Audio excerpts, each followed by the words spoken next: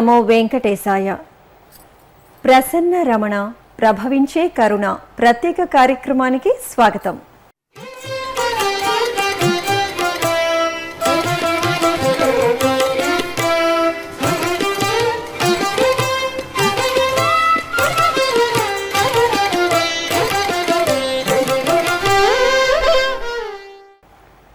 అక్కడ స్వామివారు అభయముద్రతో దర్శనమిస్తుంటారు. ప్రసన్నవదనుడిగా అనుగ్రహిస్తుంటారు. ఆ ఆలయం చుట్టూ ఉన్న ఎత్తైన కొండలు యోగత్వానికి, దివ్యత్వానికి ప్రతీకగా పచ్చదనంతో పలకరిస్తుంటాయి. ఎందరో యోగులకు, సిద్ధులకు ఆ కొండ మోక్ష మార్గాన్ని చూపింది. ఆహ్లాదాన్ని, ఆధ్యాత్మికతను ఏకకాలంలో అందించే ఆ ప్రాంతమే అప్పలాయగుంట. శ్రీ వెంకటేశ్వర స్వామివారు అభయముద్రతో దర్శనమిచ్చే ఏకైక పుణ్యక్షేత్రం అప్పలాయగుంట. పురాణగాథలు, ఆసక్తికర జనశ్రుతులు ఈ క్షేత్ర వైభవాన్ని చాటి చెబుతున్నాయి. కలియుగ ప్రత్యక్ష దైవం శ్రీ వెంకటేశ్వర స్వామితో ఎంతో అనుబంధమున్న అప్పలాయగుంట ఆలయ విశేషాలపై శ్రీ వెంకటేశ్వర భక్తి ఛానల్ అందిస్తున్న ప్రత్యేక కథనం. తిరుపతికి 18 కిలోమీటర్ల దూరంలో నెలవైన పుణ్యక్షేత్రం. చుట్టూ కొండలు, ప్రశాంతమైన వాతావరణం, పచ్చటి పొలాలతో ప్రకృతి రమణీయతను సొంతం చేసుకున్న క్షేత్రమిది. ఈ క్షేత్రంలో శ్రీ వెంకటేశ్వరుడు శ్రీ ప్రసన్న వెంకటేశ్వరుడిగా భక్తుల పూజలు అందుకుంటున్నారు. ఈ ఆలయం గురించి చెప్పుకునే ముందు ఆలయం చుట్టూ పరచుకున్న కొండ గురించి చెప్పుకోవాలి. ఈ కొండ యోగుల కొండగా ప్రసిద్ధి చెందింది. ఈ పర్వతాన్ని వేముల కొండ అని కూడా పిలుస్తూ ఉంటారు. అద్భుత గుహాలయాలు, చల్లటి సెలయేళ్లు, కోనేర్లు, ఫల వృక్షాలతో అలరారుతుంటుంది ఈ కొండ. ఈ కొండపై ఎందరో సిద్ధులు, యోగులు, అవధూతలు, ఉపాసకులు సంచరించేవారని ప్రతీతి. అందుకే ఇది యోగుల కొండగా నామాంతరం చెందింది. కలియుగ దైవం శ్రీ వెంకటేశ్వర స్వామి నారాయణవనంలో ఆకాశరాజు కుమార్తె పద్మావతీదేవిని పరిణయమాడిన తరువాత శ్రీ వెంకటాచల క్షేత్రానికి బయలుదేరారు. మార్గమధ్యంలో అప్పలాయగుంటలోని యోగుల కొండలో తపస్సు చేస్తున్న శ్రీ సిద్ధేశ్వర స్వామి తపస్సుకు ప్రసన్నుడై శ్రీ వెంకటేశ్వర స్వామి సాక్షాత్కరించి ఓ వరాన్ని కోరుకోమన్నారు. దీనికి సిద్ధేశ్వర స్వామి తనకు దర్శనమిచ్చిన విధంగానే ఈ పర్వత మూలంలో అభయముద్రతో ప్రసన్నుడిగా కొలువై భక్తులను అనుగ్రహించాలని కోరుకున్నాడు. శ్రీ సిద్ధేశ్వర స్వామి వారి కోరికపై శ్రీనివాసుడు ఇక్కడ ప్రసన్న వెంకటేశ్వరుడిగా వెలిసినట్లు స్థల పురాణం ద్వారా తెలుస్తోంది. ఆనాటి నుంచి శ్రీ ప్రసన్న వెంకటేశ్వర స్వామివారు భక్తుల పాలిట కల్పతరువుగా, పిలిస్తే పలికే దైవంగా ప్రసిద్ధి చెందారు. స్వామివారి మహిమలు, భక్తుల మొక్కుల గురించి శ్రీ ప్రసన్న వెంకటేశ్వర స్వామి ఆలయ ప్రధానార్చకులు శ్రీ టి సూర్యకుమార్ ఆచార్యులు శ్రీ వెంకటేశ్వర భక్తి ఛానల్కు వివరించారు. ఓం నమో వెంకటేశాయ. తిరుమల తిరుపతి దేవస్థానములు అప్పలాయగుంట శ్రీ ప్రసన్న వెంకటేశ్వర స్వామి వారి యొక్క దేవస్థానం. శ్రీ వెంకటేశ్వర స్వామివారు అన్ని చోట్ల కూడా వరదముద్రతో చేయి కిందకి ఉంటుంది. ఈ యొక్క క్షేత్రంలో సిద్ధేశ్వరుడు అనేటువంటి మహర్షికి పద్మావతిదేవి యొక్క పరిణయోత్సవానంతరం శ్రీవారు తొలిగా ఇక్కడ అభయమిచ్చినటువంటి కారణం చేత ఈ స్వామిని ప్రసన్న వెంకటేశ్వర స్వామినంతా కూడా భక్తాదులంతా కొలుస్తూ ఉంటారు. అటువంటి స్వామి ప్రతినిత్యం వేలాదిగా తరలి వచ్చేటువంటి భక్తాదులందరికీ కూడా ప్రసన్న వెంకటేశ్వర స్వామి యొక్క దివ్యమైనటువంటి అనుగ్రహంతో వారి యొక్క మొక్కులన్నీ కూడా తీరుతూ వారి యొక్క కోరినటువంటి కోరికలను తీర్చేటువంటి కొంగు బంగారమై ప్రసన్న వెంకటేశ్వర స్వామివారి భాసిల్లుతూ ఉన్నటువంటి వారు. ఈ యొక్క స్వామివారు ప్రతి శనివారం కూడా ఇక్కడ భక్తాదులు విశేషంగా తరలి వస్తూ ఉంటారు. ప్రతి ఈ యొక్క శనివారం రోజున కానీ విడి రోజుల్లో కానీ పరమాత్మని దర్శించి పరమాత్మకు చుట్టూ ఏకాదశి అనేటువంటి తిథి విష్ణు ప్రీతికరమైనటువంటి తిథి కావున ఇక్కడ 11 ప్రదక్షిణాలు గావించి అనుకున్నటువంటి కోరికని కోరినట్లయితే తప్పకుండా పరమాత్మ యొక్క దివ్యమైనటువంటి ఆశీస్సులతో, పరమాత్మ యొక్క అనుగ్రహంతో అనేక రకమైనటువంటి భక్తాదులంతా కూడా ఇటు మహారాష్ట్ర నుంచి కానివ్వండి, కర్ణాటక నుంచి కానివ్వండి, తమిళనాడు కానించి, ఆంధ్రప్రదేశ్, వివిధమైనటువంటి విదేశాల నుంచి కూడా వచ్చేసి పరమాత్మ యొక్క దివ్యమైనటువంటి ఆశీస్సులు పొంది పరమాత్మ యొక్క అనుగ్రహంతో వారి కోరికల్ని తీరినియ్యి అనేటువంటి చెప్పినటువంటి భక్తాదులు మాకు కూడా చాలామంది ఉన్నారు.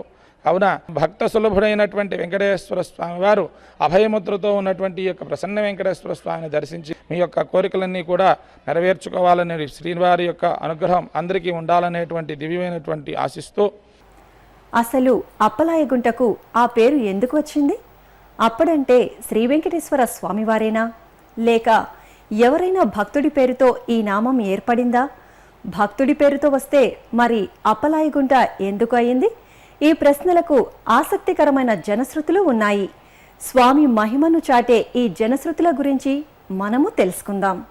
పూర్వం అప్పులయ్య అనే యాత్రికుడు తిరుమలకు వెళుతూ శ్రీ ప్రసన్న వెంకటేశ్వర స్వామిని దర్శించుకున్నాడు. స్వామి దర్శనానంతరం ఓ చెట్టు కింద కొంతసేపు సేదదీరి తిరుమల యాత్రను కొనసాగించాడు. ఇలా చాలా దూరం ప్రయాణించాక అప్పులయ్యకు తాను విశ్రమించిన చోటే ధనం సంచి మరచి వచ్చాననే విషయం గుర్తుకు వచ్చింది. అప్పుడు అప్పులయ్య అటు ఏడుకొండల స్వామికి ఇటు ప్రసన్న వెంకటేశ్వర స్వామికి మొరపెట్టుకుంటూ తన ధనం తిరిగి దొరికితే నీటి వసతి కోసం ఓ గుంటను తవ్విస్తానని మొక్కుకుంటూ తాను విశ్రమించిన చోటుకు చేరాడు. అక్కడ అతని డబ్బు మూట చెక్కు చెదరకుండా దొరికింది. దీంతో అప్పులయ్య ఒక నీటి గుంటను తవ్వించాడు. అప్పులయ్య తవ్వించిన గుంట కనుక అప్పులయ్య గుంటగా ప్రసిద్ధి చెంది కాలక్రమంలో అప్పలాయ గుంటగా మారిందని స్థానికుల కథనం. దీంతో అప్పలాయ గుంట పేరు వెనుక మరో జనశ్రుతి ఉంది. ఒకప్పుడు అప్పలాయ గుంటలో నీటి సమస్య తీవ్రంగా ఉండేదట. గ్రామ ప్రజలతో పాటు శ్రీ ప్రసన్న వెంకటేశ్వర స్వామి దర్శనానికి వచ్చే భక్తులు నీటి వసతి లేక ఇబ్బందులు పడేవారు. దీంతో ఈ సమస్యను శాశ్వతంగా నివారించాలని గ్రామస్తులందరూ ఏకమై ఒక చెరువును తవ్వించాలని నిర్ణయించారు. చెరువు తవ్వకం ప్రారంభమైనప్పటి నుంచి కూలీలందరికీ ఏ రోజుకు ఆ రోజు అప్పు పెట్టకుండా డబ్బులు చెల్లిస్తూ నీటి గుంటను పూర్తి చేశారు. అప్పలాయ గుంట ఊరి ప్రజల ఆకాంక్ష మేరకు అక్కడ మంచినీళ్ల గుంట తయారైంది. వర్షాలు కురవడంతో పుష్కలమైన నీటితో చెరువు కళకళ్లాడింది. అప్పు పెట్టకుండా తవ్విన గుంట కనుక అప్పులేని గుంటగా మారి గ్రామస్తుల నోళ్లలో అప్పలాయ గుంటగా ప్రసిద్ధి చెందిందనే వృత్తాంతమూ వినిపిస్తోంది. ప్రాచీన కవుల రచనలు, శాసనాల్లో అప్పులేని గుంట పేరు అండ్రుణ సరోవరంగా కనపడడం విశేషం. ఇందువల్ల ఈ గుంట అప్పులను తీర్చే సరోవరంగాను, అప్పులు లేకుండా చేసే గుంటగాను, చివరకు అప్పలాయ గుంటగా మారిందని చెబుతారు. అప్పలాయగుంట శ్రీ ప్రసన్న వెంకటేశ్వర స్వామివారి ఆలయంలో ఎన్నో విశేషాలు ఉన్నాయి. దేవాలయ గోపురాలన్నీ విభిన్న కళాకృతులతో కనువిందు చేస్తాయి. బ్రహ్మోత్సవాలతో పాటు ప్రత్యేక పర్వదినాల్లో శ్రీ ప్రసన్న వెంకటేశ్వర స్వామికి నిర్వహించే ఉత్సవాలు భక్తులకు ఆధ్యాత్మిక ఆనందాన్ని ప్రసాదిస్తున్నాయి. తిరుపతి చెన్నై మార్గమధ్యంలో పూడి వద్ద శ్రీదేవి భూదేవి సమేత శ్రీ ప్రసన్న వెంకటేశ్వర స్వామి వారితో ఉన్న తోరణం భక్తులకు సాదర స్వాగతం పలుకుతూ ఉంటుంది. ఇక్కడ తమిళనాడు నుండి పాదయాత్ర ద్వారా తిరుమల శ్రీవారి దర్శనానికి వచ్చే భక్తుల కోసం ఉచిత యాత్రికుల వసతి సముదాయాన్ని తిరుమల తిరుపతి దేవస్థానం నిర్మించింది. అప్పలాయగుంట గ్రామ ప్రవేశ మార్గంలో మరో స్వాగత తోరణం భక్తులకు ఆహ్వానం పలుకుతూ ఉంటుంది. ఎత్తైన గోపురాలతో అప్పలాయగుంట క్షేత్రం నిర్మితమైంది. ఆలయ రాజగోపురం 3 అంతస్తులతో 5 కలశాలతో నిర్మితమై నేత్రపర్వంగా దర్శనమిస్తూ ఉంటుంది. గోపురంపై ఉన్న వివిధ దేవతామూర్తుల విగ్రహాలు భక్తులను మంత్రముగ్ధుల్ని చేస్తూ ఉన్నాయి. రాజగోపురం పక్కనే ఆలయ ప్రాశస్త్యాన్ని తెలియజేస్తూ టీటీడీ ప్రత్యేకంగా బోర్డులను ఏర్పాటు చేసింది. గోపురం ఎడమ వైపున వాహన మండపం ఉంది. స్వామివారికి ఉత్సవాలు నిర్వహించే సమయాల్లో ఇక్కడి నుండే స్వామివారి తిరువీధి ఉత్సవాలు ప్రారంభమవుతాయి. రాజగోపురం దాటి ఆలయంలోకి ప్రవేశించగానే బలిపీఠం,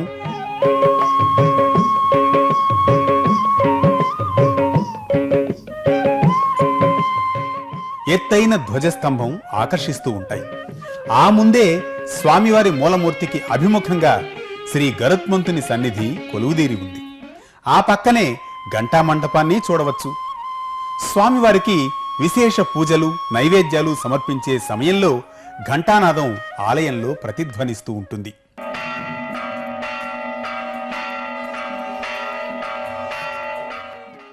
శ్రీ ప్రసన్న వెంకటేశ్వర స్వామి ఆలయాన్ని ముఖమండపం, అంతరాలయం, గర్భాలయం అని 3 భాగాలుగా నిర్మించారు. ముఖమండపం 16 రాతి స్తంభాలతో సమున్నతమైన శిల్ప సంపదతో దర్శనమిస్తుంది. అంతరాలయంలో దక్షిణం వైపున ఉత్తరాభిముఖంగా శ్రీదేవి భూదేవి సమేత శ్రీ ప్రసన్న వెంకటేశ్వర స్వామి ఉత్సవమూర్తులు కొలువుదీరి ఉన్నారు. గర్భాలయంలో శ్రీ ప్రసన్న వెంకటేశ్వర స్వామి మూలమూర్తి చతుర్భుజుడై శంఖు చక్రాలు ధరించి కటిహస్తం అభయహస్త ముద్రతో ప్రసన్నుడై భక్తులను అనుగ్రహిస్తూ ఉన్నారు. ఇక్కడే శ్రీదేవి భూదేవి చక్రతాళ్వార్ విశ్వక్సేనుల వారు భాష్యకారుల ఉత్సవమూర్తులు కూడా ఉన్నాయి. గర్భాలయంపై ఏకకలశ గోపురం నిర్మితమై ఉంది. స్వామివారి గర్భాలయానికి నైరుతి మూలలో శ్రీ పద్మావతి అమ్మవారి ఆలయం నెలవై ఉంది. ఇక్కడే స్వామివారి కళ్యాణోత్సవం ఊంజల్ సేవలను ఘనంగా నిర్వహిస్తారు. వాయువ్య మూలలో శ్రీ గోదాదేవి అమ్మవారి సన్నిధి ఉంది. ఆలయానికి ఎదురుగా తిరుమల తిరుపతి దేవస్థానం ఇటీవల చక్కని పుష్కరిణిని నిర్మించింది. స్వామివారికి నిర్వహించే బ్రహ్మోత్సవాలలో చివరి రోజు వైకుంఠ ఏకాదశి ద్వాదశి పర్వదినాల్లో ఈ పుష్కరిణిలోనే చక్రస్నానాన్ని నిర్వహిస్తారు. ఆలయం వెలుపలి ప్రాకారానికి ఎదురుగా సుమారు 100 గజాల దూరంలో ప్రాచీన శ్రీ ప్రసన్న ఆంజనేయ స్వామివారి ఆలయం పశ్చిమాభిముఖంగా నిలవై ఉంది. నమస్కార భంగిమలో 6 అడుగులకు పైగా ఎత్తున్న శ్రీ ప్రసన్న ఆంజనేయ స్వామి వారికి నిత్య పూజలతో పాటు ప్రతి ఆదివారం స్నపన తిరుమంజనం వైభవంగా నిర్వహిస్తారు. సర్వగ్రహ బాధా నివారకుడుగా, కర్మరోగ వినాశకుడుగా, ఆరోగ్య ప్రదాతగా అప్పలాయగుంట ప్రసన్నాంజనేయ స్వామి ప్రసిద్ధి చెందారు. కోటికి పడగెత్తిన ధనవంతుడు నీ గుడి ముంగిట సామాన్యుడు అన్నాడో కవి. అవును, ఆ స్వామివారి ముందు ఎవరైనా సామాన్యులే. అందుకే మాన్యులందరూ శ్రీవారి సేవలో తరించారు. మమ్మల్ని సామాన్యులుగానే కరుణించండి అని స్వామిని వేడుకున్నారు. అందుకే రాజులు ఉత్సవాలు ఊరేగింపులు నిర్వహిస్తే వేవేలు చేతలవాడు వీడవీడే దేవుడు గదే ప్రసన్న తిరువెంగలప్పడు అని కవులు శ్రీవారిని కీర్తించారు. రచయితలు స్వామివారి మహిమలను పుస్తకాల రూపంలో అందించారు. స్వామివారికి ఇలా పలు రూపాలలో కైంకర్యాలు చేసిన వారందరి జీవితాలు ధన్యమయ్యాయి. అప్పలాయగుంట ప్రసన్న వెంకటరమణుడి సేవలో అలా ధన్యులైన వారి గురించి తెలుసుకుందాం. 1000 ఏళ్లకు పైగా చరిత్ర ఉన్న అప్పలాయగుంట శ్రీ ప్రసన్న వెంకటేశ్వర స్వామి వారి ఆలయంలో అనాదిగా ఉత్సవాలు ఊరేగింపులు జరిగినట్లు చారిత్రక ఆధారాల ద్వారా తెలుస్తోంది. కార్వేటి నగరం రాజైన శ్రీ వెంకట పెరుమాళ్ రాజు అప్పలాయగుంట శ్రీ ప్రసన్న వెంకటేశ్వర స్వామి వారి ఆలయాన్ని జీర్ణోద్ధరణ చేసి ఉత్సవాలను నిర్వహించినట్లు, ఆలయ నిర్వహణకు కొన్ని భూములను కూడా ఇనాముగా ఇచ్చినట్లు తెలుస్తోంది. ఆంగ్లేయుల పరిపాలన ముందు వరకు అప్పలాయగుంట ఆలయానికి కార్వేటి నగరం రాజులే ధర్మకర్తలుగా ఉండేవారు. స్వాతంత్ర్యానంతరం ఉమ్మడి మద్రాసు రాష్ట్రంలో తిరుత్తణి ఆలయ నిర్వహణలో అప్పలాయగుంట ఆలయ వ్యవహారాలు సాగేవి. ఆంధ్రప్రదేశ్ రాష్ట్రం ఏర్పడ్డాక దేవాదాయ శాఖ ఆధీనంలో అప్పలాయగుంట క్షేత్రం పాలనా వ్యవహారాలు కొనసాగాయి. అనంతరం 1988 సెప్టెంబర్లో ఈ ఆలయం తిరుమల తిరుపతి దేవస్థానం పాలనా పరిధిలోకి వచ్చింది. పౌరాణికంగా, ఆధ్యాత్మికంగా తిరుమల క్షేత్రంతో ఎంతో అనుబంధం ఉన్న అప్పలాయగుంట శ్రీ ప్రసన్న వెంకటేశ్వర స్వామి వారి ఆలయం జీర్ణోద్ధరణలతో, అర్చనాదులు, ఉత్సవాలు, ఊరేగింపులతో దినదినాభివృద్ధి చెందుతూ పూర్వ వైభవం సంతరించుకుంది. ఇక శ్రీ ప్రసన్న వెంకటేశ్వర స్వామి వారిపై చిన తిరుమలాచార్యులు, సారంగపాణి లాంటి వారు ఎన్నో కీర్తనలు రచించారు. తాళ్లపాక అన్నమాచార్యుల వారి మునిమనుముడైన చిన తిరుమలాచార్యులు ప్రసన్న వెంకటేశ్వరుడిపై శృంగార పదకవితను రచించారు. వేవేల చేతలవాడు వీడేవీడే దేవుడు గదే ప్రసన్న తిరు వెంగలప్పడు అంటూ, అలాగే కార్వేటి నగర రాజుల కొలువులో కూడా అష్టదిగ్గజాలు ఉండేవారు. వీరిలో సారంగపాణి ప్రసిద్ధి చెందిన వాగ్గేయకారుడు. అప్పలాయగుంట శ్రీ ప్రసన్న వెంకటేశ్వర స్వామి వారిపై సారంగపాణి పలు కీర్తనలు రచించారు. వీటిలో తటుకు తటుకుమని ఎదరీనే గూడే దిటువులేదే నీ సాక్షిగా లాంటి కీర్తనలు ఉన్నాయి. అదేవిధంగా సుప్రసిద్ధ ఆధ్యాత్మిక రచయిత శ్రీ జోలకంటి బాలసుబ్రహ్మణ్యం శ్రీ ప్రసన్న వెంకటేశ్వర స్వామి ఆలయం అప్పలాయగుంట పేరిట క్షేత్ర ప్రాశస్త్యాన్ని తెలియజేస్తూ ఓ పుస్తకాన్ని రచించారు.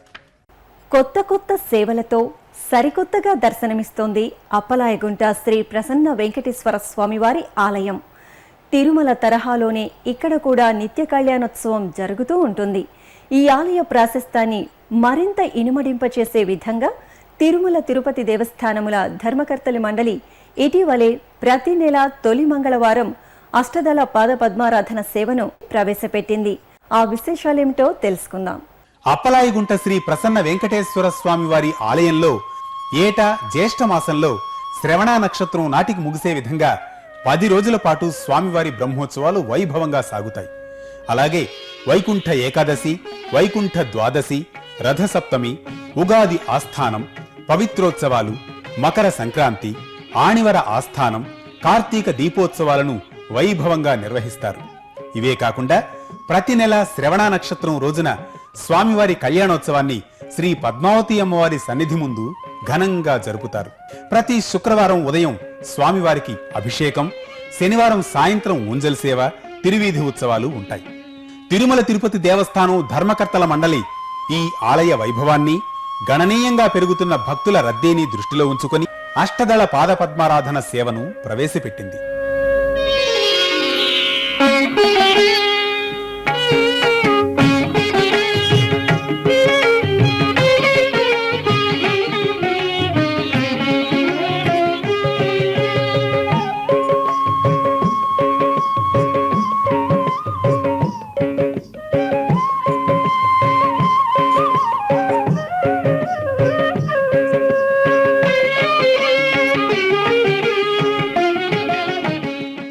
ప్రతి నెల తొలి మంగళవారం ఈ సేవను నిర్వహిస్తూ ఉన్నారు. ఇక శ్రీ ప్రసన్న వెంకటేశ్వర స్వామి వారిని దర్శించుకోవడానికి తిరుపతి పరిసర ప్రాంతాల భక్తులే కాకుండా సుదూర ప్రాంతాల నుండి కూడా విశేషంగా తరలివస్తూ ఉంటారు భక్తులు. ఈ ఆలయంలో స్వామివారికి ప్రీతికరమైన శనివారాల్లో ఆలయ ప్రదక్షిణ చేసి స్వామివారిని దర్శించుకుంటే భక్తుల కోరికలు తప్పక నెరవేరతాయని ప్రతీతి.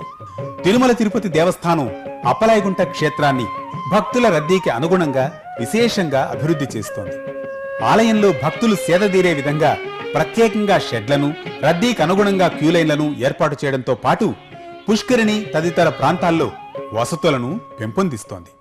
ఇక అభయహస్తంతో వెలసిన శ్రీ ప్రసన్న వెంకటేశ్వర స్వామి వారి ఆలయం వెనుక కిలోమీటర్ దూరంలో కొండ అంచున మనకు ఆహ్వానం పలుకుతూ ఉంటుంది శ్రీ చంద్రమౌళీశ్వర స్వామి దేవాలయం. శతాబ్దాల చరిత్రను సొంతం చేసుకున్న ఈ ఆలయం వేములకొండగా పిలిచే యోగులకొండ అంచున ఉంది. ఇక్కడ పరమశివుడు చంద్రమౌళీశ్వరుడిగా భక్తుల పూజలు అందుకుంటున్నాడు. అలాగే పార్వతీదేవి కళ్యాణ యోగినిగా భక్తుల కల్పవల్లిగా భాసిల్లుతోంది.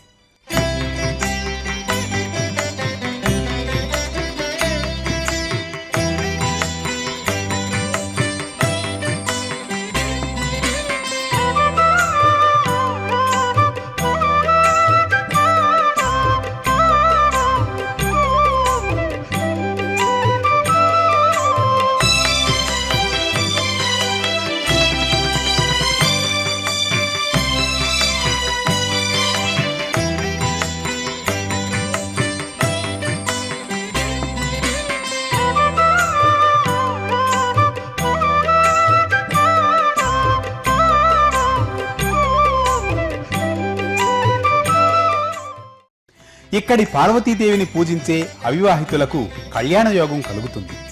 ఇక శ్రీ వెంకటేశ్వర స్వామి వారు ఈ కొండపై నుంచి నడిచి వెళ్లినట్లుగా ఇక్కడ శిలాధారాల వల్ల తెలుస్తోంది.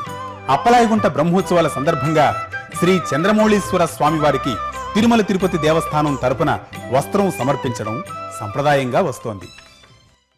అప్పలాయగుంట క్షేత్ర దర్శనం సకల ఫలప్రదం. శ్రీ ప్రసన్న వెంకటేశ్వర స్వామిని దర్శించిన భక్తులకు మనోవాంఛలు ఈడేరడంతో పాటు రుణబాధలు తొలగి సుఖ సంతోషాలు ప్రాప్తిస్తాయి. దినదినాభివృద్ధి చెందుతున్న ఈ ఆలయాన్ని భక్తులందరూ దర్శించి తరించాలని కోరుకుందాం. ఓం నమో వెంకటేశాయ.